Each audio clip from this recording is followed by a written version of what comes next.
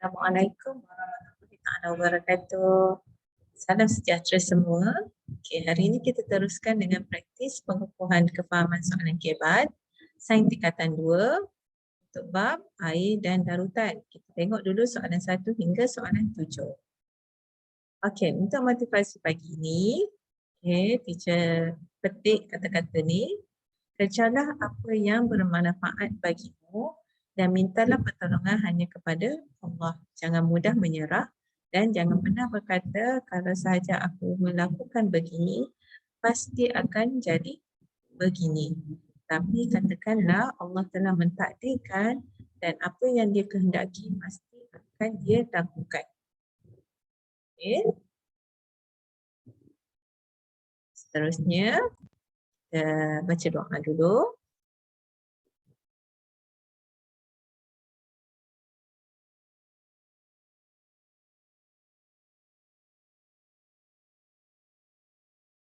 Doa mula belajar. Bismillahirrahmanirrahim.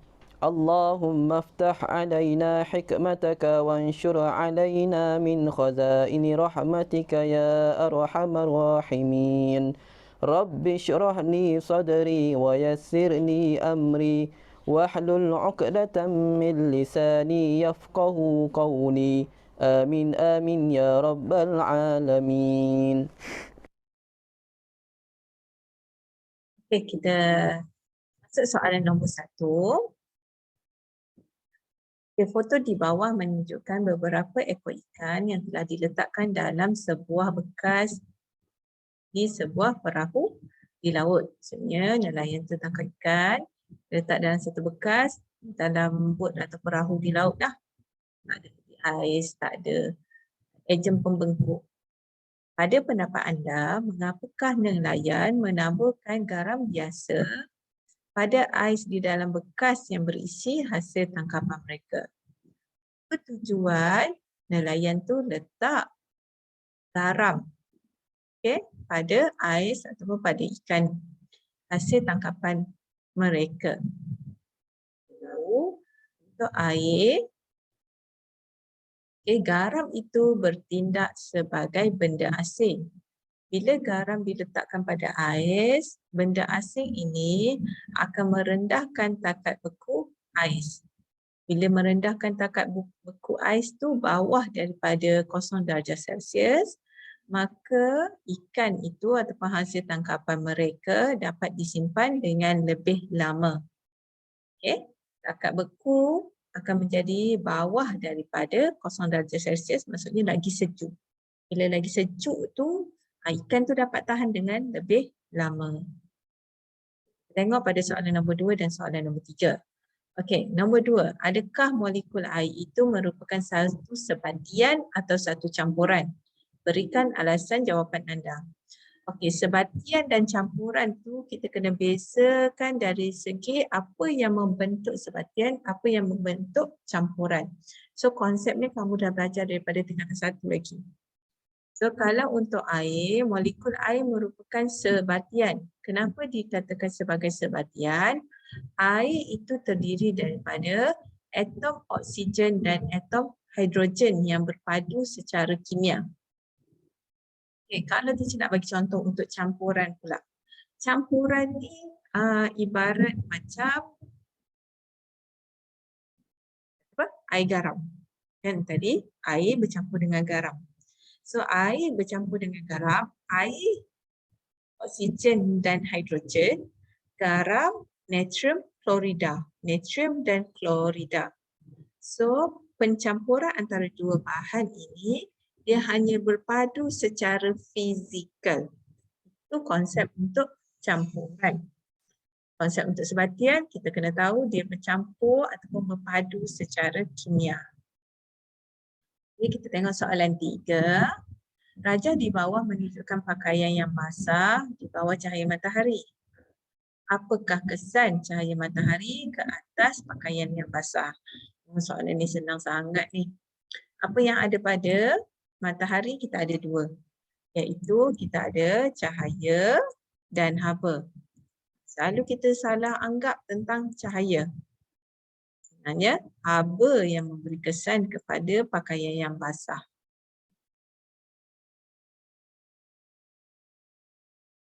Okey. Matahari memancarkan tenaga haba. So, suhu persekitaran yang tinggi membekalkan banyak tenaga kepada molekul air dalam pakaian basah dan membebaskannya ke udara.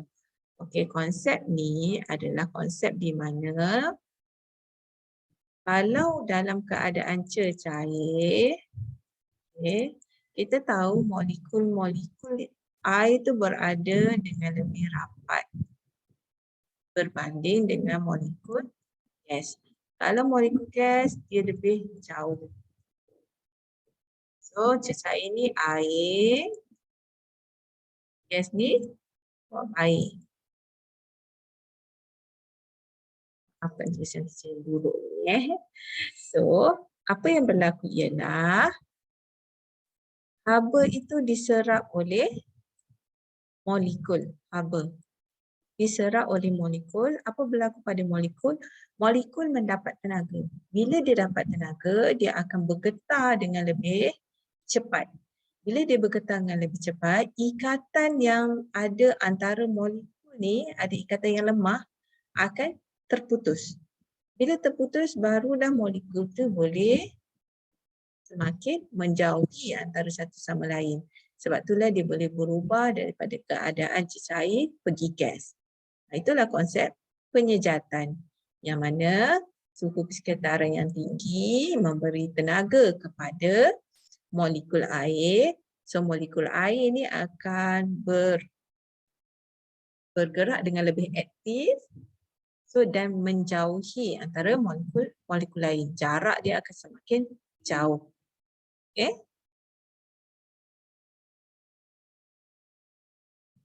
Okay. Rajah di bawah menunjukkan sebotol minyak wangi.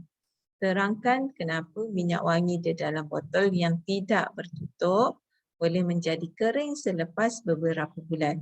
Ini konsep yang sangat mudah saja.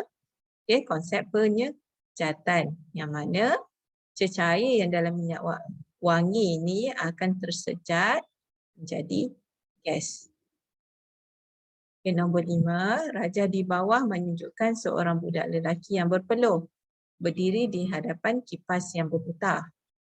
Mengapakah peluh pada badan mengering lebih cepat di hadapan kipas yang berputar? Maksudnya kenapa lebih cepat kering di hadapan kipas berbanding kalau kita berpeluh tapi kita berada di tempat yang tak ada kipas. Konsep tentang udara yang bergerak.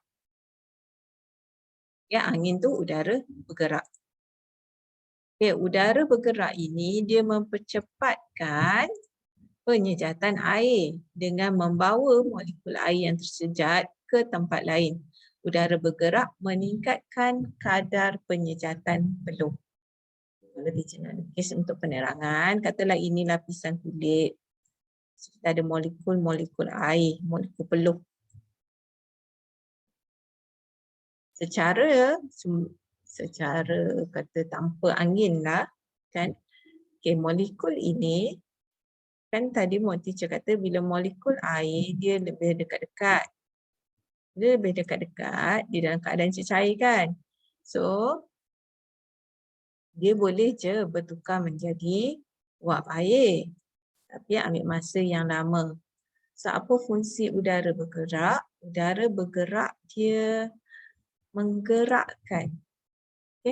Dia menggerakkan molekul ni supaya lebih cepat berpindah daripada keadaan cecair kepada keadaan gas.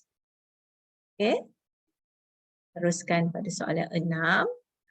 Rajah di bawah menunjukkan campuran gula batu dan air yang sedang dipanaskan dalam periuk oleh Puan Lim di dapur rumahnya. Mengapakah pemanasan air menjadikan gula batu melarut dengan lebih cepat? Gula batu ni gula yang sebiji-sebiji tu. Seketul-seketul besar tu. Kenapa bila kita panaskan air, dia lagi cepat larut. Okey. Keterlarutan gula batu dalam air meningkat apabila air panas. Okay, suhu yang tinggi akan mempercepatkan kadar keterlarutan. Hal ini kerana sebab apa jadi macam tu? Sebab haba daripada sumber api ni, haba air panas itu akan membekalkan tenaga kepada zarah-zarah air. So zarah-zarah air itu akan bergerak lebih cepat. Mudahlah dia nak bertukar daripada keadaan cecair ke keadaan gas. Okey, termasuk soalan 7. Foto di bawah menunjukkan loji rawatan air. Rawatan air adalah proses yang meningkatkan kualiti air yang digunakan sebagai air minuman, bekalan air perindustrian, pengairan, rekreasi air atau selamat kembali ke alam sekitar. Fungsi rawatan air, loji air ni amat penting sebab untuk dikembalikan air yang telah kita guna sama ada nak kembalikan dalam sistem air semula, bekalan air di rumah ataupun nak lepaskan kepada alam sekitar, nak lepaskan ke sungai pun penting. Kena rawat dulu air. Itu utamanya air yang datang daripada kilang-kilang. Kita kena rawat dulu air tu supaya bila dia air tu masuk dalam sungai ataupun laut, ikan-ikan akan selamat, hidupan air akan selamat. So, apakah pendapat anda tentang kepentingan air di loji rawatan air? Saya dah terangkan dah. So, bila soalan macam ni, jawapan kamu sebenarnya lebih bebas. Okay, lebih bebas maksudnya tak terikat dengan jawapan yang teacher bagi. Boleh guna buku, boleh guna Google, dapatkan jawapan. Cuma dia mesti mengandungilah poin-poin yang penting, yang tepat.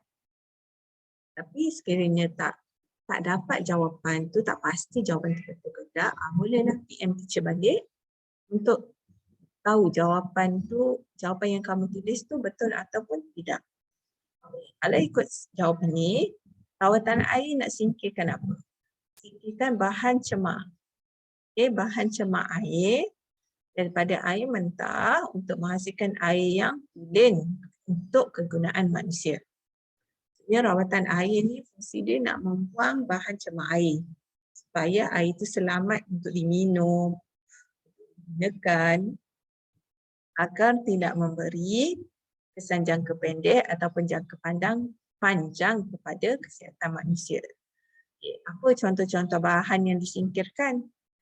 Contoh-contohnya ialah pepejar terampai, bakteria, alga, kulat dan mineral-mineral yang berat seperti besi dan mangan.